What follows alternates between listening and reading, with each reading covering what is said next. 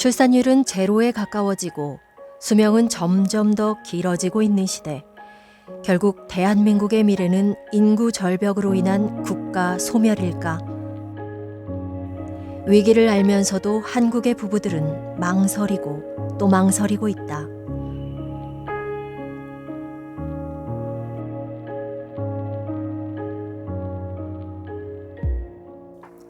천명당 혼인 건수를 나타내는 초혼인율. 2022년 대한민국 초혼인율은 3.7건으로 전년도에 비해 조금 더 감소했다. 1970년 통계 작성 이후 가장 낮은 수치를 또 한 번 경신한 것이다.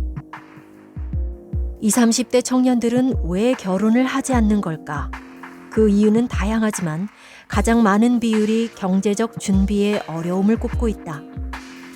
2023년 2년 미만 신혼부부 1000명을 대상으로 한 조사에 따르면 결혼에 필요한 평균 비용은 약 3억 3천만 원.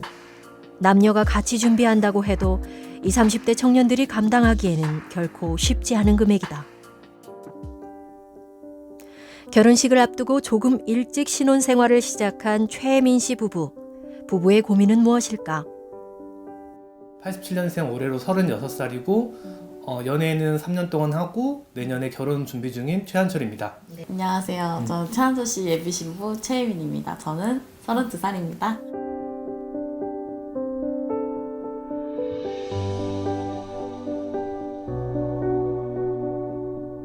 고민이 됐다기보다는 이제 뭔가 어려운 걸 하나 결정을 하니까 그 다음 결정하는 거는 조금 쉬웠던 것 같긴 하거든요. 왜냐면 이제 3년 정도 연애를 하니까 이제 결혼을 해야 되냐 아니면은 이대로 계속 연애만 해야 되냐라는 게 올해 좀 고민이 많았어요. 그러다가 이제 어느 정도 자리도 잡은 것 같고 경제적 기반도 조금 정리가 되다 보니까 이제 같이 살면서 좀 준비를 해봐야겠다. 아직 청년이다 보니까 그렇게 뭔가 큰 목돈은 많이 부족한 상태에서 그래도 양가 부모님이 많이 도와주셨어요. 그래서 요즘 2030들은 부모님 도움 없이는 이제 자립이나 독립이라든지 이게 좀 너무 어려운 세대 같아서 아기가 생기기 전까지는 그 대출 관련 문제 때문에 혼인신고는 조금 보류해둘 것 같긴 하거든요.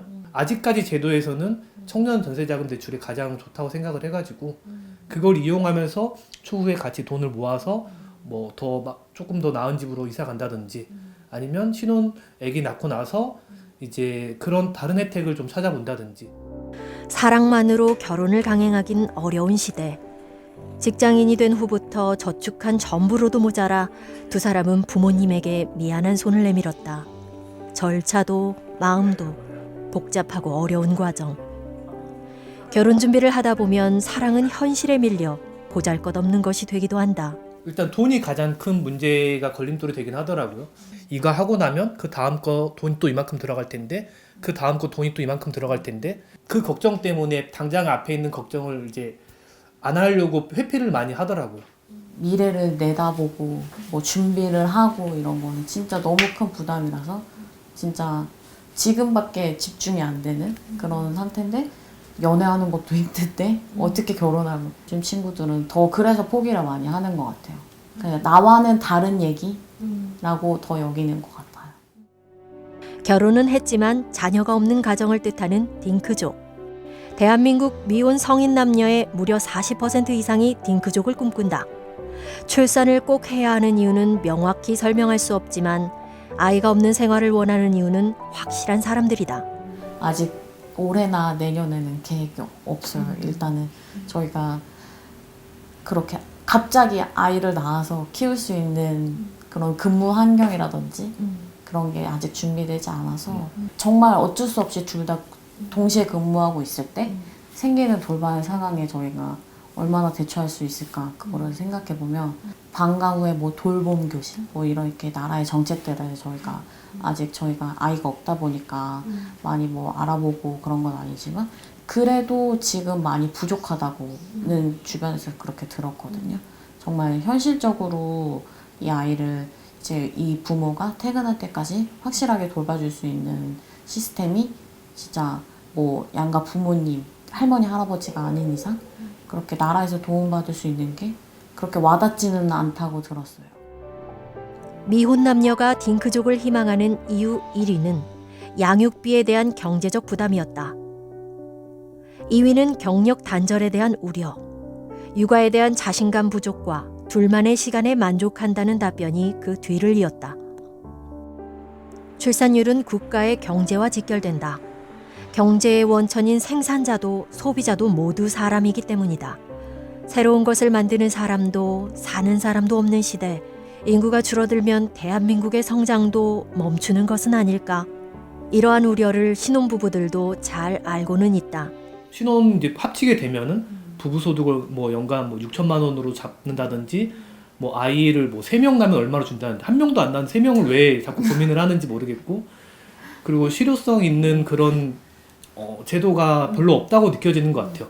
아무리 이렇게 아이에 대한 정책들을 많이 찾아보더라도 이게 과연 현실성이 있는 정책인가? 과연 이게 실물로 우리가 느낄 수 있는 제도인가? 그런 걸 따졌을 때는 별로 와닿는 게 찾아봤을 땐 없었어요. 지금 태어난 아이들이 사회 구성원이 됐을 때 그 세대의 그 인구 자체가 너무 적다 보면은 어쩔 수 없이 생기는 그런 환경적인 문제라든지 세대 간의 갈등이라든지 이런 게 거의 예상이 안 될 정도로 너무 큰 파장이 될 것 같아요. 이 제도는 있다고는 하지만 그 제도를 맞추는 게 너무 어렵고, 현실적으로 그 제도를 맞춘 사람은 서울에서 집 구하기가 어렵고, 그런 부분이 있는 거죠. 그리고 청년 대출 이것도 요건이 되게 까다로워요. 그래서 이것도 맞추기가 어려운 청년들이 있어요. 네, 저는 그래도 운 좋게 맞출 수 있어서 이렇게 된 건데, 그런 요건들이 조금 더 융통성 있게 완화되면은 그래도 사람이 살면서 일을 꼭 해야 되는데 이렇게 근무를 하면서 다른 외적으로 신경이 안 가게끔 하면은 그래도 더 안정적으로 세상이 바뀌지 않을까. 결혼과 출산은 자유 의지에 따라 결정되어야 한다.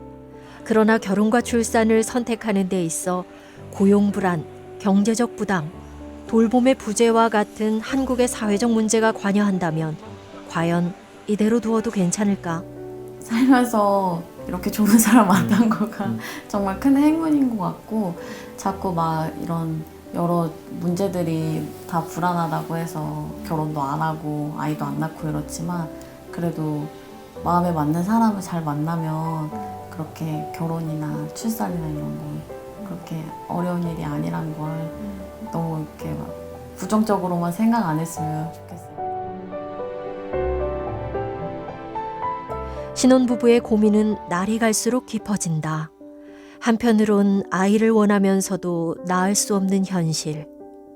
대한민국의 미래, 인구 절벽의 시대는 누가 만드는 것일까?